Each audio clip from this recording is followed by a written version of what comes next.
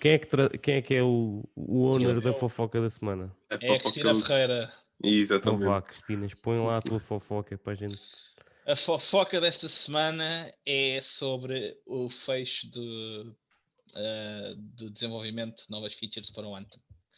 Basicamente, a EA teve uma semana a debater se haveria de continuar ou não com o jogo, e a conclusão deles foi: não, acabou o suporte, fica como está, tem servidores, divirtam-se, não há mais nada para ninguém. E queríamos falar aqui um bocadinho com vocês sobre isto, porque pá, vocês todos, menos o Telmo, acho que jogaram ao jogo, tínhamos opiniões do jogo formadas. Está no Game Pass da Xbox, por acaso. Pronto, olha, também podes Olha.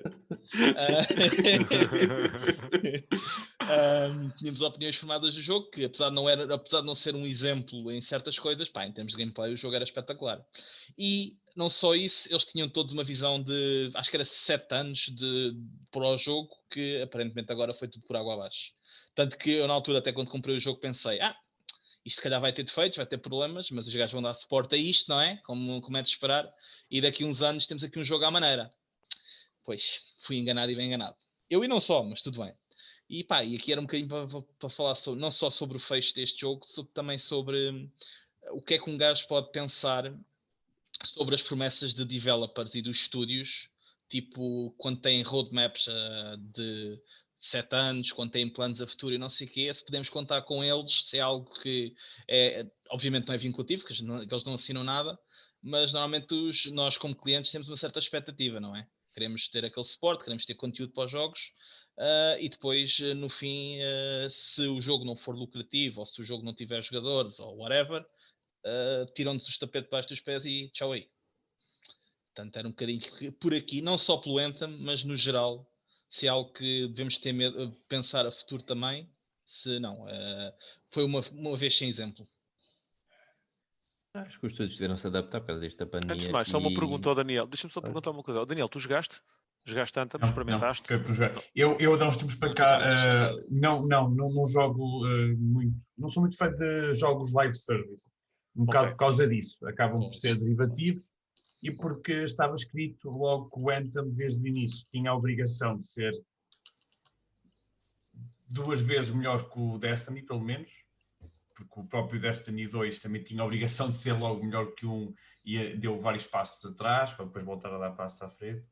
E o Anthem era da EA, era da BioWare, que não está, é um estúdio que não costuma fazer conteúdo multiplayer, e para mim nas entrelinhas estava escrito que o desfecho ia ser mais ou menos este. E mim custa-me comprometer-me com um jogo com promessa de ser algo persistente e contínuo e durante meses e isso tudo. Jogos em que a base deles é estar a esticar o tempo que tu dás ao jogo e a dar-te o mínimo possível em retorno. E o Anthem, especialmente no início, pelo que eu ouvi e li, fez muito disso. Tinha a maior parte do conteúdo da campanha que era waves e waves e waves e segurares a zona e waves e waves e waves.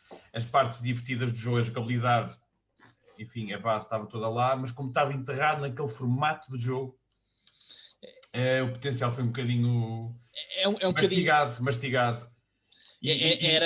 As missões eram muito repetitivas e é que tinha muita coisa a jogar contra ele. A verdade é essa. Mas sabes o que é verdade? É num jogo com aquela mobilidade que encaixa-se tão bem no formato do jogo que é. Por exemplo, o Warframe faz bué do que este tipo de jogos tenta fazer, muito melhor, e é um free-to-play. Mas olha que o Warframe começou muito mal. Claro, começou muito mal. Exato, sim, mas o Warframe não tinha a obrigação de que estes tinham, porque o Warframe está lá muito antes. E era free-to-play também. Exatamente. Estes não. Estes tu pagas, logo à partida estás logo a dar um compromisso e tens que exigir melhor. E logo depois disso foi um jogo que saiu já depois de vários exemplos do que se deve fazer e bem. Exato. E o jogo não fez. Não aprendeu. O Warframe devia ensinar muitas lições a quem faz jogos neste género, que é arriscar, é fazer coisas diferentes, é estar constantemente a acrescentar conteúdo e ouvir ser free-to-play. E não só, e olhar também para aqueles que saíram. Não, mas a questão é que o Warframe, apesar de ser free-to-play, no que toca a recompensas pagas e Não, mas faz sentido. E com o gameplay, A cena deles faz sentido. Continua a ser mais generoso do que muitos jogos neste formato em que tu pagas pelo jogo. Yeah. Sim, porque no Warframe tu não, se preciso não pagas nada e tens o jogo todo à vontade. Sim, as expansões também não são pagas. Com algum grinding, como é de esperar, mas antes de tu sentires que se calhar tens que abrir a carteira, antes disso tens muito que exprimir do jogo para... E não só, e podes fazer a currency do jogo a vender cenas. Portanto, nem sequer precisas de...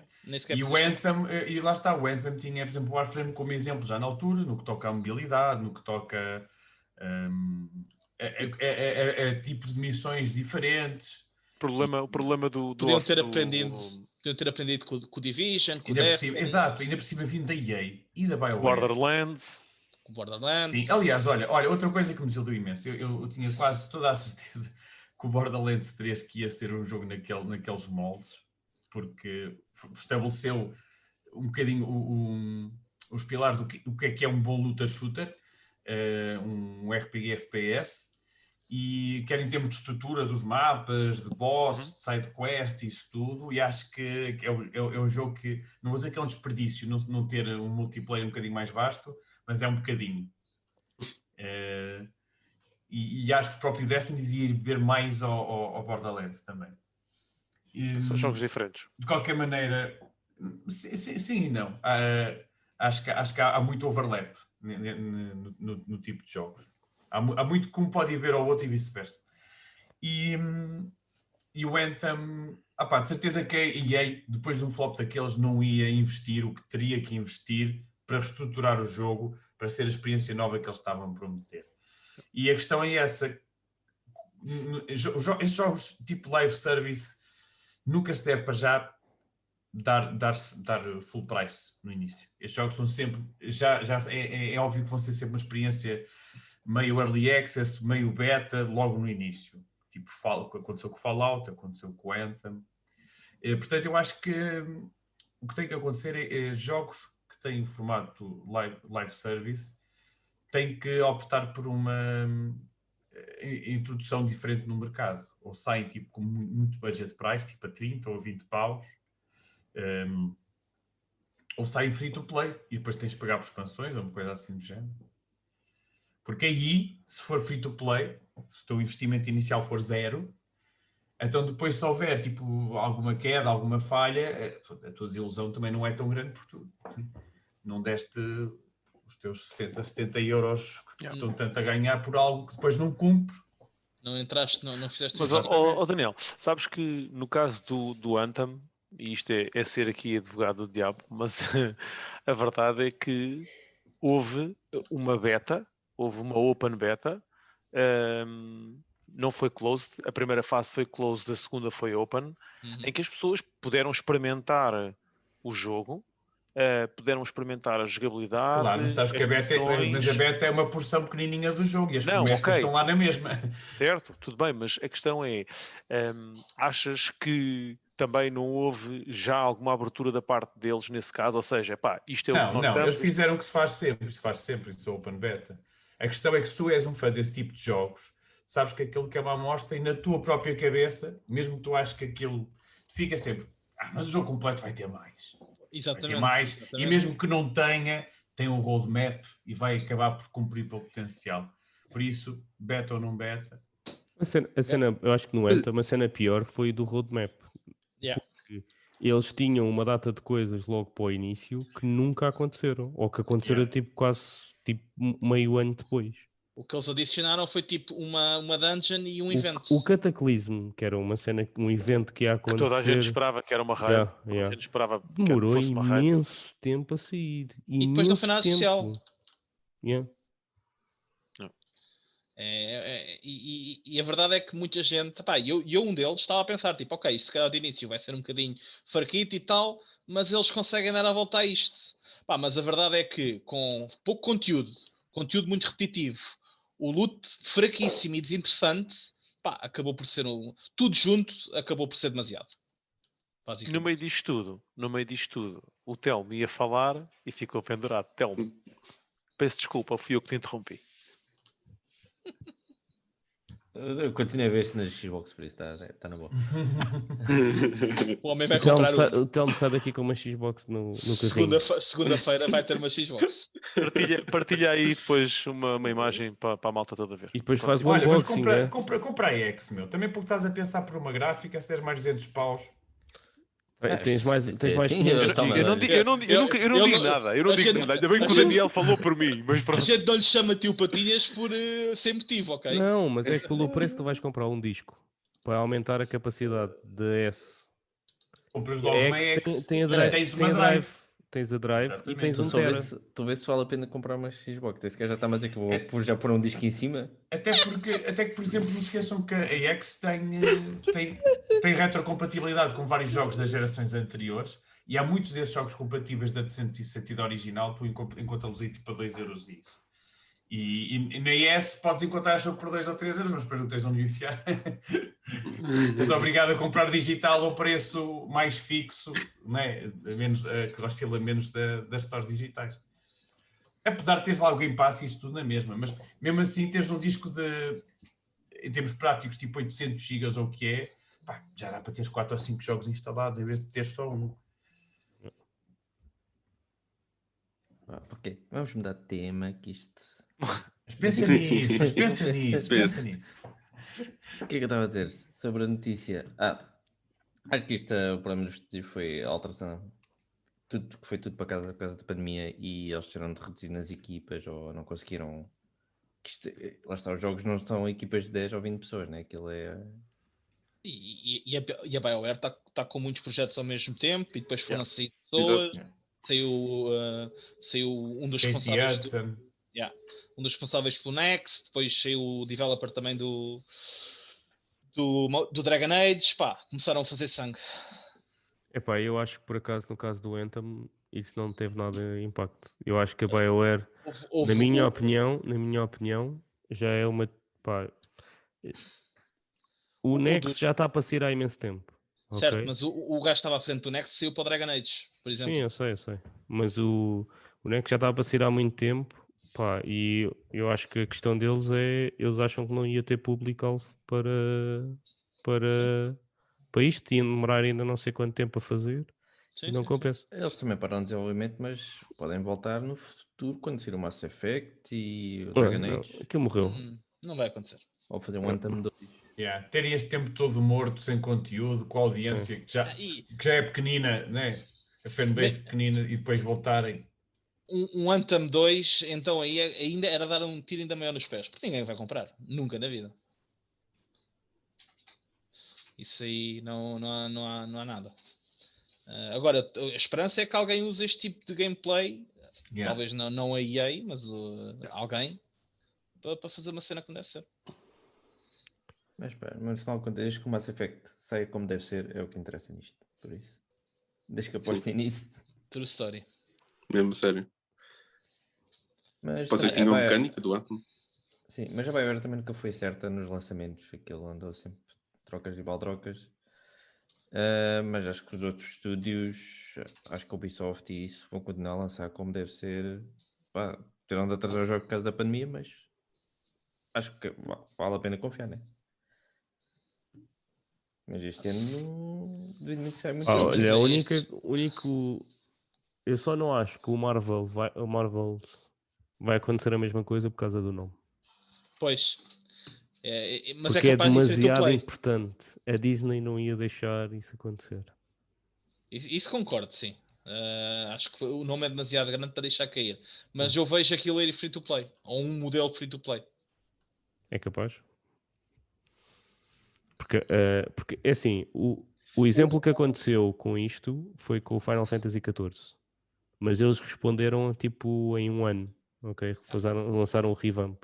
Sim, quando o Anthem passou mais do que um ano para fazer um revamp, para mim já estava condenado ao insucesso. Okay?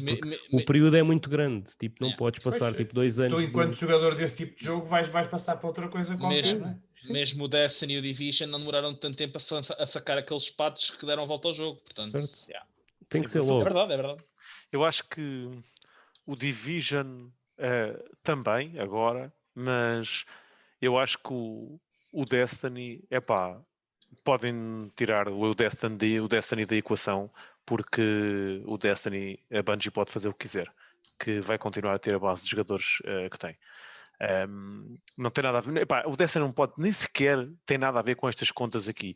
Os gajos criaram uma base de jogadores que é enorme, que são fãs, mesmo fãs, e que comem tudo e mais alguma coisa. Pronto.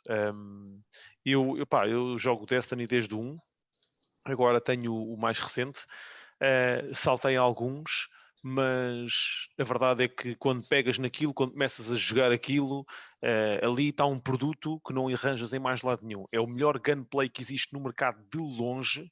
A qualidade é a melhor de longe, não há dúvida nenhuma. E aquilo é, o Destiny, em termos de qualidade geral, está num patamar que já pode fazer aquilo que quiser. Acho que não tem a pressão que tem o Anthem, não tem a pressão que tem o Avengers, e mesmo o Division sofreu um bocadinho, teve ali um ano meio torto. Mas acho que já o Destiny, porque cada vez que fazes um Ultra Shooter, perguntam se é um Destiny Killer, meu. O Destiny já ultrapassou o Borderlands como o melhor Looter Shooter de sempre, ou como o Looter Shooter dos Looter Shooters. E acho que, esse aí ninguém o enterra. Ainda o Rafa estava a falar no outro dia comigo e eu não sabia que esse era o projeto deles. Eles têm um projeto a 3 anos daqui para a frente. A 3 anos. E quando falaram nesse projeto há 3 anos, o Rafa depois falar comigo, eu fui ver mais umas cenas e não houve ninguém, mas ninguém, a queixar-se e a pedir um Destiny 3. A comunidade aceitou a situação. Estás a perceber? É tipo, a comunidade do Destiny, apesar de mear sobre muitas coisas, é aquela comunidade que ralha, mas mantém-se sempre lá e não faz aqueles hypes gigantes como tu vês acontecer noutros lados. E pronto, e é o que é. E posso dizer que a season desta vez, as seasons são fracas, já têm sido sempre fracas. As seasons, o conteúdo que eles fazem para a season, e continuam com bué jogadores. Porque eles conseguem fazer uma cena engraçada que é, tu consegues, com a expansão do ano, fazer tudo durante aquele ano, manter praticamente tudo até o ano a seguir, sem comprares as seasons, porque eles têm atividades que te permitem chegar ao máximo da tua gear sem teres que participar nas seasons, estás a perceber? Mas acho que o Diogo, acho que quando a malta estava a falar do Destiny, estava a falar da altura do Destiny 1, né? Porque eu lembro-me perfeitamente, no Destiny 1 houve um pico de jogadores e depois houve uma quebra muito grande e houve um revamp da história e tudo na altura com a primeira expansão de setembro do ano a seguir, que foi o Taken King. Okay, exatamente. Eu acho que é isso que o Diogo está a dizer, que teve um ano um bocado atribulado porque teve um pico grande de jogadores e depois houve muitas pessoas que abandonaram, né? Porque, por exemplo, eu lembro-me quando saiu o Crota, aquele foi um grande fiasco, porque passado tipo 2 semanas toda a gente já tinha o conteúdo no máximo e já não tinha tipo nada para fazer, entre aspas. E a segunda expansão nem sequer teve raid na altura e também toda a gente estava bué chateado com aquilo. E depois com o Taken King foi quando eles começaram tipo, a criar este formato. E com o Trials of Osiris. Sim, exatamente. Eles também têm essa cena, tens o PvE, tens o PvP. Isso é importante, e o que o Renato estava a mostrar só mostra que os utilizadores têm confiança no produto. Basicamente, tipo, estão aqui para ouvir. Certo, mas o Destiny também teve e o Division 1 aconteceu a mesma coisa. Houve uma altura em que o Division 1 caiu bastante também, e depois eles voltaram a trabalhar. E no fim, teve muita gente ainda a jogar. O Division até acho que há mais malta que está mais interessada no 1 do que no 2, por exemplo. O 2 não foi tão bem, mesmo depois dos patches e expansões e não sei o quê, não foi tão bem recebido como o primeiro. Daniel, uma pergunta. Tu que és um bocado contra ou não vais muito à bola com os live service, diz-me uma cena. Na tua opinião, por exemplo... tendo em conta aquilo que nós estamos a falar agora, o que é que tu achas que é o melhor modelo? Achas que, vou pegar no exemplo do Destiny, só porque sim, o jogo é criado e depois todos os anos, durante vários anos, enquanto o jogo tiver um motor de jogo interessante, fazerem várias expansões e não estarem a fazer um Destiny 3? Ou achas que eles deviam fazer esse salto de 2 em 2 ou de 3 em 3 anos? Não, eu acho porreiro o formato de lançar expansões. Aliás, acho que é algo que devia acontecer até com mais jogos. sendo multiplayer ou não, porque tu sabes que a fanbase, a user base de um jogo, quando sai uma sequela, pá, desce logo, o pessoal quer sempre migrar para a última coisa. Aliás, a partir do anúncio, a user base começa logo a abrandar. E quando as pessoas estão a investir dezenas, centenas de horas que investem para melhorar um personagem, porque é a característica que os jogos todos têm em comum, action RPGs, ou até jogos como Diablo, Path of Exile, isso tudo. Tu queres perpetuar e melhorar aquele personagem, nem que seja incrementalmente depois expansão após expansão. E chegas ali a uma certa fase em que estás, né, no auge do conhecer o teu personagem, e o loot e o gear e isso tudo, e então cada vez que está uma expansão no horizonte, tu faltas direto para o conteúdo novo. Tu e os teus amigos e quem te acompanha nesse tipo de jogos. E é porreiro, tipo, manteres um jogo durante esse tempo todo, assim, aos bocadinhos, até porque é a melhor maneira de tu reestruturares um jogo e incluires melhorias e estás um bocadinho atento à concorrência e trazeres para o teu jogo sem teres que lá estar a fazer uma sequela, que é sempre logo um investimento muito maior, não é? Para uma equipa, do que estar a construir à volta de um núcleo que já lá existe. Agora, no caso, por exemplo, do Destiny, lá está, também não sou muito fã disso, mas acho que a Bungie, agora que está de rédeas livres, acho que se calhar depois de tantas expansões, acho que já está na hora, se calhar, deles começarem a pensar num novo e algo bastante mais definitivo e que não seja o que o 2 foi, que foi voltar tipo à paz e algo um bocadinho mais com pouco sumo, já sabendo que depois, não, mas já sabe, a gente vai lançar umas expansões. Eu acho que eles deviam ter trazido muito do que acrescentaram ao 1 com as expansões logo à partida com o 2, não é? Era quase a obrigação. E não estarem depois aos bocadinhos outra vez. E isso é uma das coisas que eu não gosto, não me atrai neste formato de jogo, é que são jogos que são à partida muito comerciais, muito para espremer o pessoal. Aliás, houve aquela polémica que havia um algoritmo patenteado no Destiny 2 que era para o pessoal comprar loot novo, e quando compravas loot box, ou que era, faziam-te matchmaking com pessoas um bocadinho mais incompetentes que tu, para tu sentires... Isso é no Destiny? Sim, vocês não viram uma patente que eles tinham? Não. Emparelhavam-te com pessoas de skill Contra inferior skill ao base. teu, para tu sentires que recompensou aquele investimento. E passado algum tempo faziam o contrário, faziam-te sentir inadequado para sentires que se calhar tinhas de depositar. E eu acho que este formato de jogo vai ser sempre assim. Isso cheira-me a coisas da Activision. Claro, sim, pode não ter sido, lá está, pode ter sido forçado e não da vontade da Bungie. Mas vou ser sincero, sempre ouvi dizer que o Division 2 que foi um bom exemplo aí, que acho que acrescentou muitas das melhorias do 1 à partida, e que o facto de eles terem feito grande conteúdo sem ser pago, não foi? Sim, isso sim. Enquanto no 1 era tudo pago. O problema do Division 2 era a itemização. Era muito difícil teres um gear bom, por assim dizer. Sim. Era tudo muito random mesmo. O Division 2 fez aquilo que estavas a dizer, Daniel. Foi quando lançou com a maior parte das melhorias que o 1 tinha, ok? Tipo, e com os conteúdos que o 1 tinha. E durante um ano... Foi alguns modos que eles gostavam bastante do 1, by the way. Pronto, houve modos que não sobreviveram. Durante um ano saiu o conteúdo novo e não era pago, era free. Ou seja, tu não pagaste nada pela coisa. Agora, o ano passado saiu uma expansão, custava 29€, ou o que foi, trazia Nova Iorque outra vez, e eles continuam a lançar coisas tipo free. Okay? Tem sido umas expansões assim. Saiu uma só até agora. Meio que retroativamente incluíram o 1 no motor do 2 ou algo assim?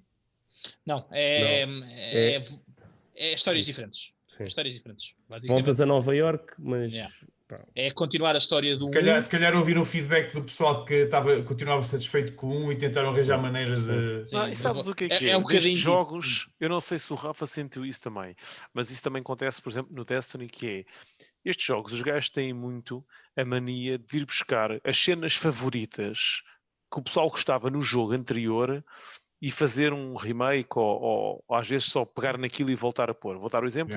O Destiny utiliza, por exemplo, planetas, outros planetas que já existiam no 1 que não haviam agora e foram introduzidos, mapas do multiplayer, armas que a malta curtia, bué, aí no 1 aquela arma era, pá, e então metem e agora vão pôr o que para mim para mim é muito fixe, porque era fã, não é? Vão pôr a primeira raid sempre do Destiny 1, vão pô-la no Destiny 2, e isto, lá está, por um lado, a malta supostamente deveria sentir que estão a repor conteúdo que já o fizeram, que já existe ou que já foi feito, é repetido e estão a pôr no jogo, mas a verdade é que quem está a pedir isto é mesmo a base de jogadores. É a malta que está a pedir, tragam a Vault of Glass. Mas o COD também faz isso com os mapas.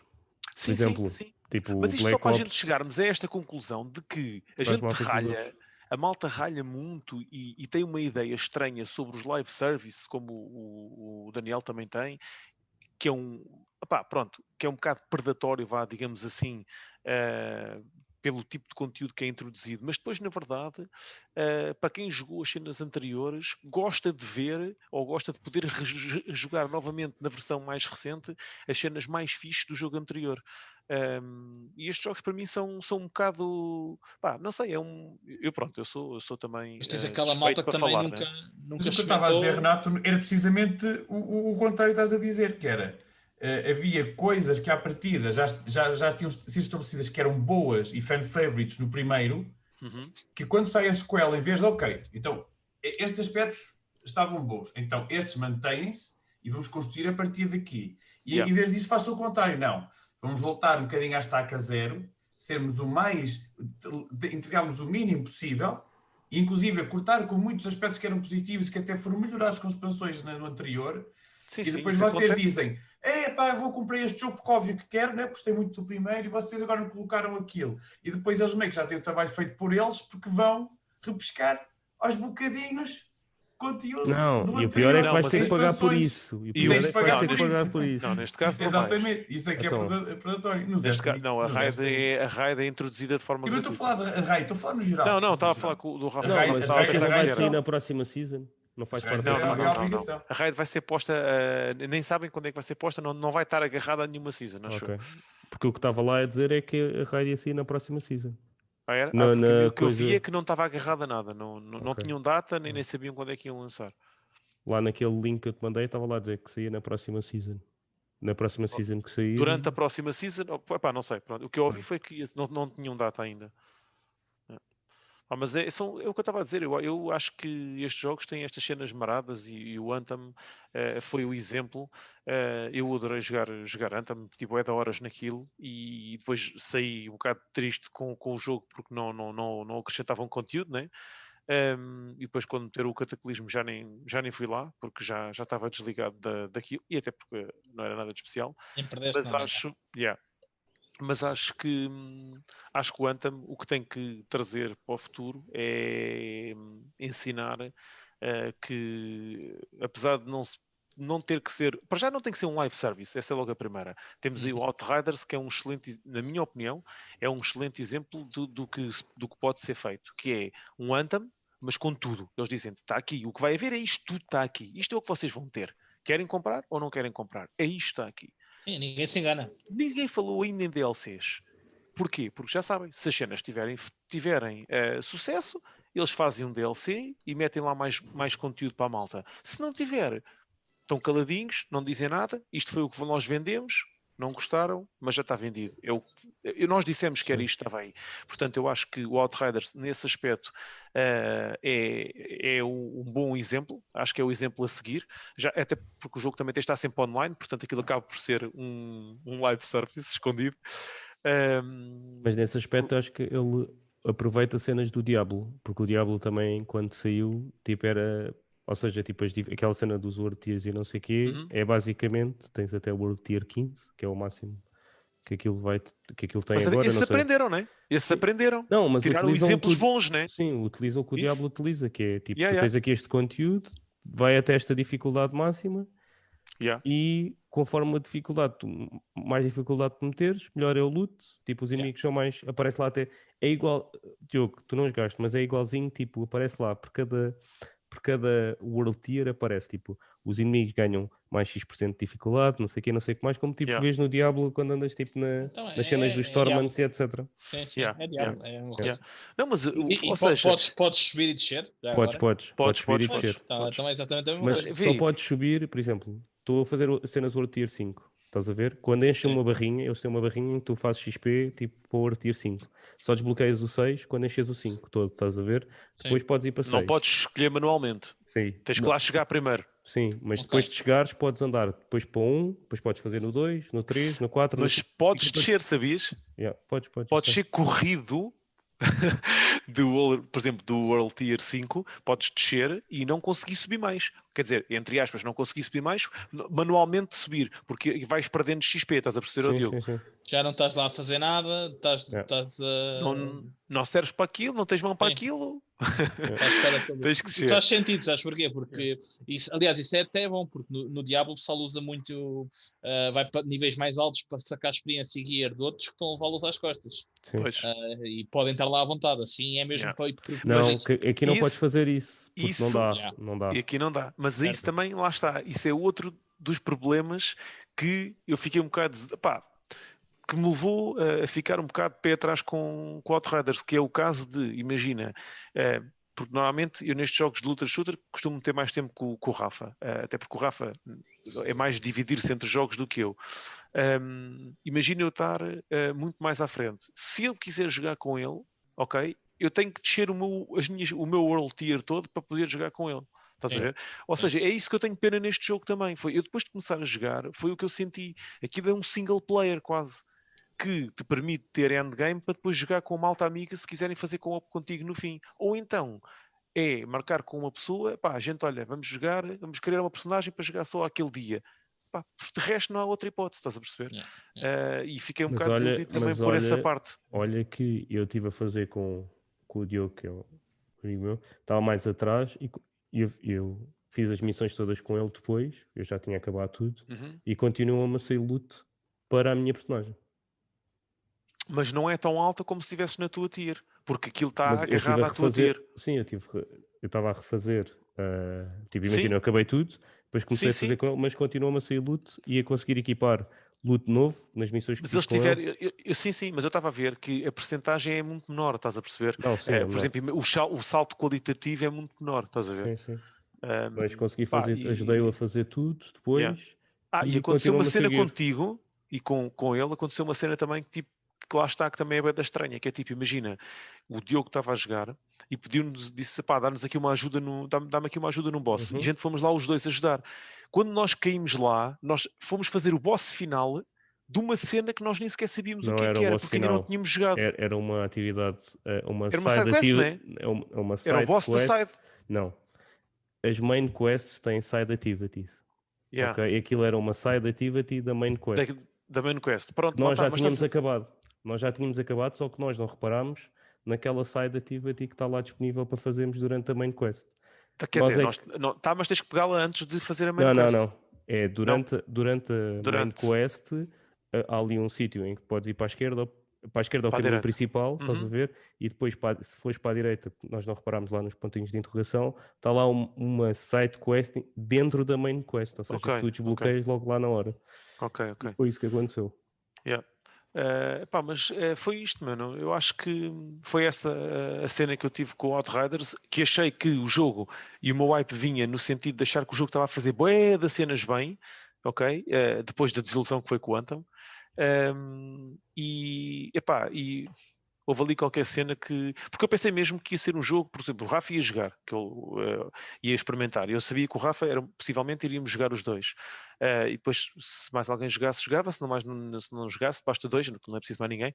E fiquei um bocadinho desiludido porque senti essa cena, porque não iria conseguir jogar com ele aquele jogo da forma que eu pensava que poderia jogar, que era como a gente sempre jogámos, por exemplo, o Destiny. Olha, vamos fazer isto, vamos fazer aquilo, mas estávamos os dois no mesmo nível e íamos os dois à procura do mesmo loot e do mesmo gear, e fiquei um bocado chateado por não ser aquele jogo que eu estava a pensar que ia poder jogar com ele durante assim tanto tempo também. Acho que só podes fazer isso mais no endgame, se calhar. Mais no endgame só. Sim. Eu olho para aquilo mais como a Division. Tipo, uma experiência mais como a campanha não é tão grande. Mas mais co-op, mais single player, não é? Sim, porque o Division aconteceu a mesma coisa. Tu tipo acabaste primeiro. E eu gostei, atenção, e voltaste eu adorei. a fazer as missões todas quase outra vez quando eu estava lá, estás a ver? E eu é mais nesse adorei o sentido, Division nisso. porque o Division também faz a mesma coisa. Acho Que é... A campanha é mais pequena, né? Se for de 8 horas para 35. Eu não sei quanto é que é a campanha, mas sim. Mas é mais É chegar a 30. Também não duração. Não, no mínimo é 30. Aquilo é bué da story driven. A gente tivemos a ver, e o Rafa também disse-me logo, olha, estive a jogar 20 minutos e nem sequer dei um tiro. E depois quando eu comecei, é verdade, a verdade foi essa. Mas, por acaso, para quem gosta de sci-fi, a história está a ser engraçada, por acaso. Para ti, acho estranho porque é bué da dark e tu supostamente não ligas muito a isso. Mas achas dark o jogo? Eu, por acaso, não achei. Não, dark a história. O mano mata lá gajos só porque sim, meu. Então, mas eu fartei-me de rir nessa cena. Quem nunca? O gajo mata o outro e eu assim, depois aconteceu uma cena bem engraçada que foi, tu vais salvar alguém, salvas essa pessoa, ele está com um gajo, dá-lhe um tiro, manda uma bomba, mata os gajos todos. Depois leva uma bujarda na cara. Eu fartei-me de rir, mano. Mas pronto. É muito fixe. Pois é, estava aqui só a ver quanto é que é. Main Story do Division 2, 26 horas. Ok. É chegar a nível 30. Que se calhar com amigos fazes mais rápido. Muito mais rápido. Fazes para em 15. Tens sempre de fazer as quests e não sei o quê. Portanto... É porque os gajos mais levam-te pelo caminho todo, quase não precisas. Tu não tocas em ninguém. Basta um gajo, carrega tudo até ao fim. Porque aquilo não faz scaling, estás a perceber? Mas também torna a experiência mais aborrecida. Eu por acaso, quando o Division 1, levelei com o meu irmão e até foi porreiro. Fizemos tudo, tipo dungeons e as quests, etc. A 2 ou 4, conforme o tipo, e foi uma experiência fixe. Mas Daniel, é isso, malta. E shooters? Gostas de shooters, Daniel? É uma cena que tu curtes jogar? E third person shooters, Gostas? Eu por acaso agora que penso nisso, entre os dois, e agora podemos fazer uma pergunta a toda a gente, eu acho que cada vez mais percebo que gosto mais de third person do que first person. Olha que sim, se calhar também tem tendência a concordar. Porque, eu é indiferente. Depende do jogo. Em jogos assim, por exemplo, com loot e isso, gosto sem dúvida de ver o personagem, sobretudo quando o loot se reflete no estilo do boneco. Tu agarras-te mais depressa a um personagem e tu vês como é que ele fica e se transforma durante o jogo do que um jogo em que tu, a maior parte das vezes, só vês a pistola à frente. Mas acho que o shooting é muito melhor na primeira pessoa. Depende. Depende, porque, por exemplo, na maior parte dos third person shooters agora tens, por exemplo, o sistema de cover, e o sistema de cover torna o jogo sempre um bocadinho mais tático do que num FPS. Sim, mas eu estou a dizer, o próprio shooting, a sensação de disparar uma arma é muito melhor numa primeira pessoa, mas muito melhor. Mas eu adorei o Anthem em termos de shooting. Mas é assim, jogar Destiny é jogar Destiny. Em termos de shooting, não tem nada a ver. E já para não falar que exige muito mais skill do que propriamente um jogo na terceira pessoa. Não, isso concordo. Acho que é mais skill, mas muito mais skill base do que um jogo na terceira pessoa. Mas eu acho que prefiro, tipo, a sensação, acho que é mais imersivo. A malta acha que a primeira pessoa é mais imersivo, né? Porque tipo, tu estás supostamente a ver aquilo, mas eu curto mais muito da experiência de estás a ver tipo o boneco. Nos jogos de carros, por exemplo. Vou dar um exemplo. O Daniel se calhar vai me matar por eu dizer isto. Eu prefiro jogar o jogo de carros a ver totalmente fora, tipo, do que estar a ver por dentro. Eu prefiro ver o carro. Também mas jogo melhor se tiver com a perspectiva de frente. Porque vês o carro de fora, porque o carro é bonito, tu, mesmo sem querer, mesmo inconscientemente, acabas por distrair um bocadinho do que é suposto, que é estares a ver a curva à tua frente. E quando tens aquela perspectiva em que só vês ou o capô ou mesmo só a estrada, estás mesmo focado ali nas curvas. Eu gosto mais de ver o carro, mas jogo quase sempre com Mas nada polémico, o que estás a dizer é nada polémico. Não, mas se calhar é polémico para quem gosta de jogos. Quem vive mesmo jogos de carros. Também depende do estilo de jogo. Por exemplo, num jogo arcade, por exemplo, em jogos tipo o Ridge Racer, em que tens que estar constantemente a fazer aqueles drifts absurdos e isso tudo. Convém veres a traseira do carro e estás a fazer aqueles revés e estás tipo, por dentro constantemente. Não, mas mesmo no Gran Turismo, que é um jogo mais estático, vamos dizer assim, tipo mais simulador de carros. Eu também jogo a ver o carro todo. Eu jogo sempre a ver o carro todo. Pá, e nos shooters, pá, acho que prefiro, cada vez penso mais nisso, porque os jogos que eu tipo, me diverti mais a jogar, eu gosto de jogar COD e etc, não estou a dizer isso, mas tipo, agora vejo, tipo, o Battle Royale que eu curto mais jogar é tipo Fortnite, e é na terceira pessoa.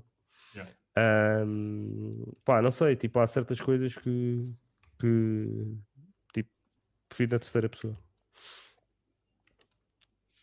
Mas acho que é mais, tipo, por exemplo, no COD acho que é mais difícil por ser na primeira, para mim é mais difícil por ser na primeira pessoa.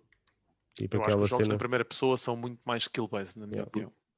Acaba por ser um pouco mais intenso, né? Em terceira pessoa não estás tão ali tipo, na cena, acaba por ser mais... Na primeira pessoa parece que termos de reação acho que tem de ser um bocadinho melhor. Um bocadinho, quer dizer...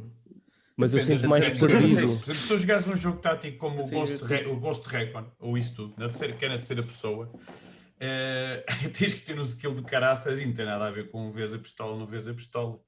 Tens que fazer covers, tens que usar decoys, tens que usar ferramentas, tens que mandar bons headshots. De qualquer maneira, porque a questão é, no final das contas, a única coisa que muda ali é um bocadinho a perspectiva em torno de ti, a tua noção de cenário, que é um bocadinho maior quando vês o boneco à frente e o que está de lado, do que no FPS. Só para veres uma cena, os gajos na Destiny agora, no modo competitivo, que é o Trials of Osiris, eles tiraram a possibilidade de tu meteres o boneco na terceira pessoa a fazer emotes. Porque isso, só o colocares o boneco na terceira pessoa é logo uma desvantagem, é logo uma vantagem para quem está a jogar na primeira pessoa. Porque tu ficas com um field of view muito maior. Mas isso é porque é dentro do mesmo jogo. Exato. Não, mas só para tu veres, a própria questão da terceira pessoa... Nesse estilo, se um jogo é na terceira pessoa, toda a gente tem a mesma vantagem, o mesmo skill. E quando um jogo é na primeira pessoa, quando passa para a terceira pessoa, a possibilidade que tu tens de fazer cenas na terceira pessoa cria logo desvantagem para quem não tem essa cena. Então eles proibiram essa cena, eles cortaram isso. Não consegues fazer, não consegues colocar. Mas é normal. Porque esse jogo é fundamentalmente na primeira pessoa. Sim. Mas eu estava a dizer isso porque o que eu sinto quando estou a jogar na primeira pessoa é... Eu sinto mais perdido às vezes de onde é que vêm os tiros. Tipo, do que a jogar na terceira pessoa. Tens mais awareness quando eu tipo, tenho muito mais awareness tipo, de onde é que está a jogar, tipo, de onde é que vêm as coisas do que na primeira pessoa. Tipo, e como tenho menos awareness na primeira pessoa, o meu tempo de reação é muito menor, né? Porque tu levaste uma cena e nem sabes de onde é que é. Se é para a esquerda, se é para a direita, e perco muito mais tempo. Enquanto na terceira pessoa, como consigo ver logo de onde é que vem, tenho um poder de reação maior. Mas aí está. É a parte que dos FPS, que é tipo, tens de reagir. Eu acho que shooters no geral, third person ou first person, no que toca, uns têm mais skill que os outros, depende das mecânicas do jogo, depende do balance do jogo. Porque depois o cerne da questão é onde está o pontinho, a mirazinha. É o que tu tens de ter o skill ali, quer vejas o boneco, quer vejas só a pistola. Até podemos alegar, para ser o advogado de diabo também, que se calhar até tens mais skills jogares um third person. Porque o facto de teres essa abrangência de cenário, percebes? Tu tens que ter os teus reflexos mais em alta constantemente, porque não estás só a focar naquele ângulo assim, toda a gente está a ter que focar num ângulo assim.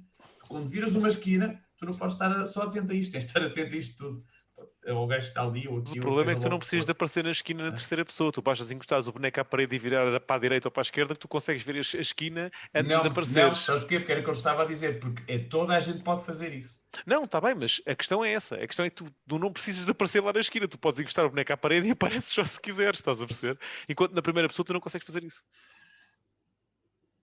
Lá está, mas isso é igual para toda a gente que joga o jogo, ou seja, se é uma vantagem para todos, e quando é Sim, desvantagem, não é deixa de desvantagem para todos, ou seja, o Ok. skill acaba por ser, o mesmo. Eu para mim, e continuo na minha, acho que os jogos na Depende, primeira depende, pessoa, depende dos os jogos, jogos na depende dos primeira jogos. pessoa, Isso depende, e porque basta há veres o FPS jogo mais FPS difícil de sempre, há FPS o jogo mais difícil de sempre, está bem que é só com Há crosshair, FPS horríveis, há third persons horríveis, há uns que exigem mais skills que outros. Então, pode ser, eu aceito. Não existe um FPS, Eu tu não sei. podes dizer que todos os FPS exigem mais skill do que todos os third person shooters. Há third person shooters que exigem muito skill, porque têm certo tipo de mecânicos. Por exemplo, não vais comparar, por exemplo, lá está, um Ghost Recon old school, por exemplo, do Advanced Warfighter ou Future Soldier, isso tudo, com, por exemplo, o Gears of War. Apesar de serem third person shooters, são bastante diferentes. Por exemplo, se chegares ao pé do corpo de alguém com uma ganecha, pumba, é quase tipo esmagar na certa, ou se tiveres. E todo esse tipo de jogo, independentemente da mira, tem sempre algum elemento de pedra, papel, tesoura, ou tem um melee, ou tem uma arma que tipo contrapõe-se tipo, com outra, seja o que for, que não se encontra, por exemplo, na maior parte dos FPS. Lá está, tem a ver com mecânicas. Pode ser, Daniel. O Renato não está convencido. Não. Eu sei que não, mas eu também não estou convencido com o argumento dele, porque nunca se pode generalizar tantas coisas assim. Muito bem. Mudando então de argumentação e saindo aqui um bocado do mundo dos videojogos,